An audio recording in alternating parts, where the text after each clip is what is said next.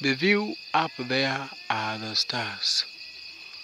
When you stand in the home of the Ejamals in our native area, then when you come down, this is how dark our world is.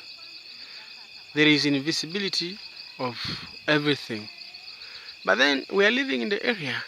Yes? As we move forward, you will realize that darkness is the one which is covering almost everything.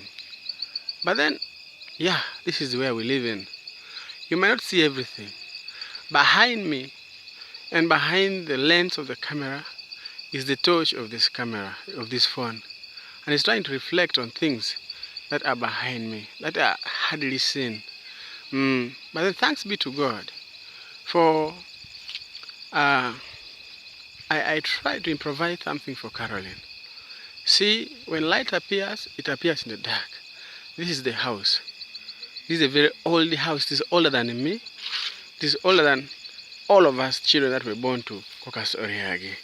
This is the first house he had before I was born.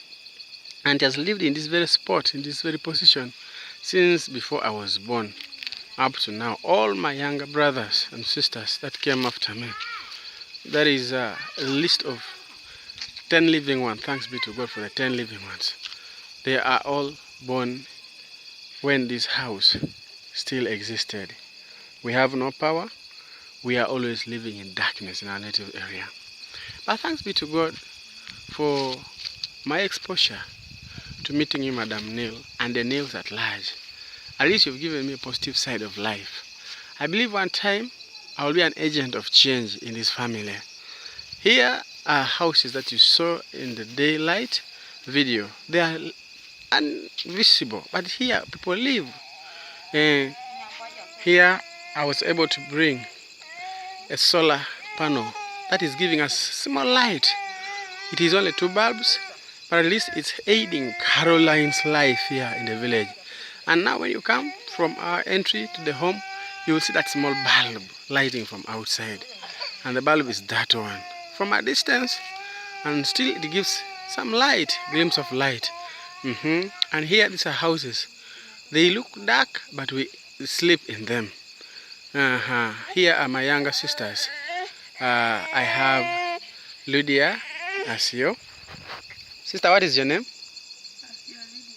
She came back from school, perhaps at 7 o'clock p.m. And now they are having their lunch at 7 p.m. Sister, what is your name? My name is Achako. Which class are you in? I'm in Primary 6. And then your sister Lydia? I'm in primary 6. Also. So they all share the class. And they have their share of mukene, the small silverfish, and kalo, the atapa I told you before. That is the atapa, the mixture of grind cassava flour. So they eat it together with this delicacy food. And we call it what? A day. Thanks be to God. For in Uganda, families that are rich, they do not eat that meal that we are eating. But we thank God because this is what we have. And we also live together like them. Oh, this is my son. Jahasiel favor Israel. When Jabnil was introduced to the village, she feared to eat our little kalo.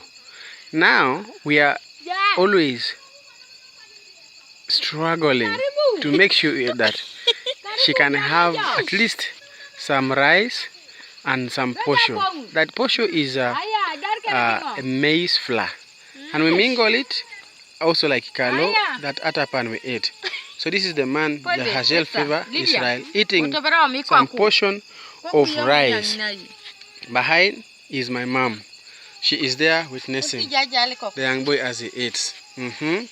I'm giving you the story of living in the Ejamals family. That is Jael, gracious Israel, coming with the sister, Jabnil favor Israel. She is there. She is crying because the place is dark and relatively she needs attention now. When you look around our compound, these are houses. Behind me, behind the lens is a house and you don't see it. But we live in this area. So there are trees, but we live in the area, but you cannot see them. But we live in the protection of God. This is a place of darkness. But thanks be to God that now we know the light. We have a Supreme Father. This is my marital house, the one that we used in the first night after wedding with Caroline, which I told you in the daylight video that it has now become a kitchen. And this is Caroline coming out of her cooking kitchen, which was her marital house, and she is busy cooking supper. A mingle of color again. So this bulb is just right, positioned in a small house that I told you in the day video that this is where now Caroline is living in since we came back from Kampala. Let us have a look at how her house is. Okay, we enter together. Glory to God. This is a small house. Oh, glory to God. It is made out of mud and clay bricks, and then they did some small art. This is my younger brother. Sure, he's a fourth born. He's called Emmanuel or Polot. But then here he has a vision. He says, "This is Pastor Emma." He is the guy. So this is his house, in other words.